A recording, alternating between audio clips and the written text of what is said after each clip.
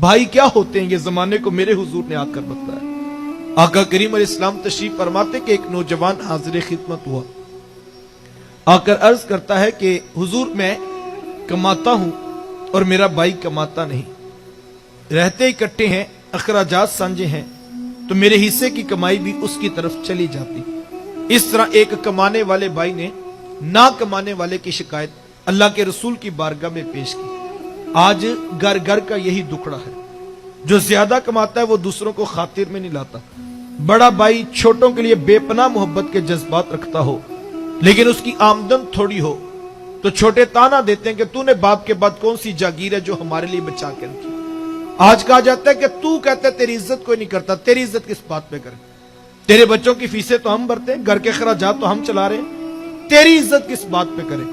آج جس بھائی کے پاس دولت نہ ہو، دوسرے بھائی اس کی عزت کرنے کے بھی روادار نہیں۔ اور اب تو حالت یہ ہے کہ اگر کوئی بھائی غریب ہو تو اس کا بھائیوں کی لسٹ میں تعارف بھی نہیں کروایا جاتا، کہ کیا بتائیں کہ یہ مزدور بھی ہمارا بھائی ہے، اس سے ہمارے سٹیٹس میں فرق آتا۔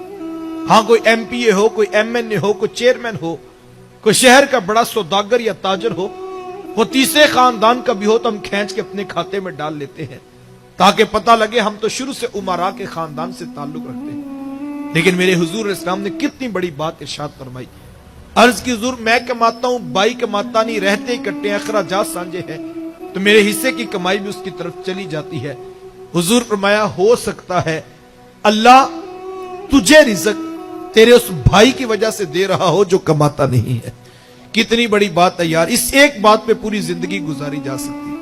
صاحب یہ تو کرم ہو گیا کہ اس نے تیرا ہاتھ دینے والا بنا دیا، لینے والا نہیں بنایا۔ اگر تیرا ہاتھ لینے والا بنا دیتے تو کیا کر سکتا؟ تو بھی تو سی ماں کا بیٹا، تو بھی تو سی باپ کی اولاد ہے۔ تیری رگوں میں کوئی الگ سے سرخ رنگ کا خون تو نہیں دوڑتا، تیرے دماغ میں الگ سے سوچو کہ سوتے تو نہیں آ کے پھوٹتے۔ تجھے اپنی ڈگریوں پہ ناز ہے، تیرے سے بڑی بڑی ڈگریوں والے لوگوں کے آگے خاک چھانتے پھرتے۔ یہ محض اس کا کرم تھا صاحب، اس نے تیرا ہاتھ دینے والا بنا دیا۔ ساری برادری، پورا خاندان 30-30 سال سے کاروبار کرنے والے نیچے رہ گئے، تیرا ستارہ اوجے سریا کی بلندیوں کو چھونے لگا۔ تجھے اونچا اس لیے تو نہیں کیا تھا کہ تو ایم پی اے، ایم این اے اور وزیر اعظم کے ہر تعلقات نبھاتا پھرے، تجھے اونچا اس لیے کیا تھا تو پلٹ کے پھر نیچے دیکھتا، اور جو بہن بھائی اب نیچے رہ گئے تھے اب ان کو کھڑا کرنے کا سوچتا۔ وہ کسی دانشور نے کسی کروڑ پتی کا انٹرویو لیا تو پوچھا جناب آپ کروڑ پتی کیسے بنے؟ آج ہر شخص چاہتا ہے میں بھی راتوں رات امیر ہو جو میں بھی کروڑ پتی بن جاؤں۔ تو پوچھا جناب آپ کروڑ پتی کیسے بنے؟ تو اس نے مسکرا کے کہا میں نے اپنے نیچے والوں کو لاکھ پتی بنا دیا، قدرت نے مجھے کروڑ پتی بنا دیا۔ جو نیچے والوں کے بارے میں سوچ رہا ہوتا ہے، ہاں جو رات سونے سے پہلے سوچ رہا ہوتا ہے یار بھائی کی بیٹیاں زیادہ ہیں، بتیجا جوان ہو گیا، چلو ماشاءاللہ پڑھ بھی گیا، میں کوشش کرتا ہوں کہ ان ٹائم سے نوکری لگ جائے۔ یہ کسی کے بچوں کے بارے میں سوچ رہا ہوتا ہے کہ بھائی کا بوجھ ہلکا ہو جائے۔ اللہ کی رحمت کے فرشتے اسی کے ویڑے میں اتر رہے ہوتے ہیں۔ یہ تو سادہ سی بات ہے یار، جب بندہ ہو کے بندوں کے بارے میں پریشان ہو رہا ہوتا ہے، مجھے بتاؤ کیا وہ رب ہو کے بندوں پہ کرم نہیں کرے گا؟ کہ یہ تو بندہ ہو کے میرے بندوں کے بارے میں پریشان ہو رہا ہے، اور میں تو رب العالمین ہوں، میں تو احکم الحاکمین ہوں۔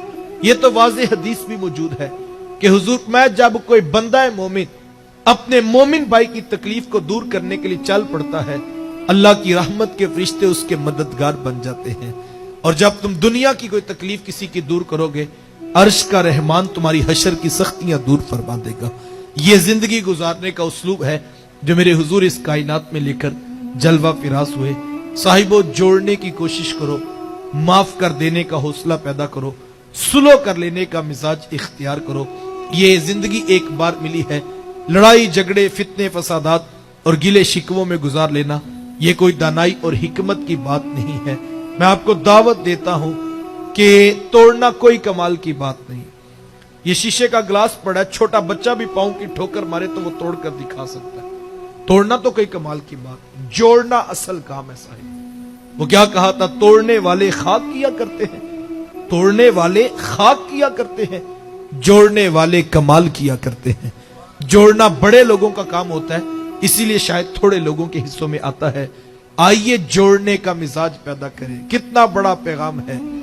آپ اس شخص پر نشان لگائیں جو خاندان کو توڑتا ہے، جو برادری کو توڑتا ہے، رشتوں کو توڑتا ہے، بھائیوں کو لڑاتا ہے، بہنوں کو نفرت کی پٹیاں پڑھاتا ہے۔ آپ اس پر نشان لگائیں. ہم نے تو ان کی حویلیاں بھی ویران دیکھی ہیں. توڑنے والوں کے گھر کبھی آباد نہیں ہوتے ہیں. اور یار آپ اس شخص پر نشان لگائیں جو جوڑنے کی بات کرتا ہے, جو صلح کرنے کا حوصلہ رکھتا ہے, جو معاف کر دینے کی عادت اختیار کرتا ہے. یار گھر تو گھر, ہم نے تو ان کی قبروں پہ بھی محبت کے چراغ چلتے دیکھے.